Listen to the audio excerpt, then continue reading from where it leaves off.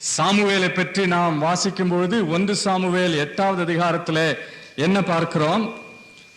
1 Samuel 8வது அதிகாரம் 3வது வசனம்.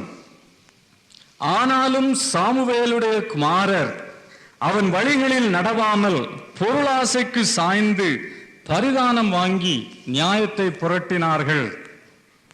ஆனாலும் என்று ஏன் சொல்லி இருக்கிறது?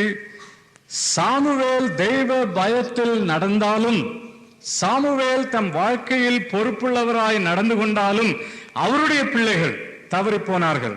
ஆனால் இதில் ஒன்று நாளாகமத்தை நாம் எடுத்து பார்க்கும்போது சாமுவேலின் மகனின் மகனான அல்லது சாமுவேலின் பின் சந்ததியான ஏமாம் என்கிற ஒரு மனிதனை பற்றி கூறியிருக்கிறது. 1 நாளாகமம் 6வது அதிகாரம் 33வது வசனம்.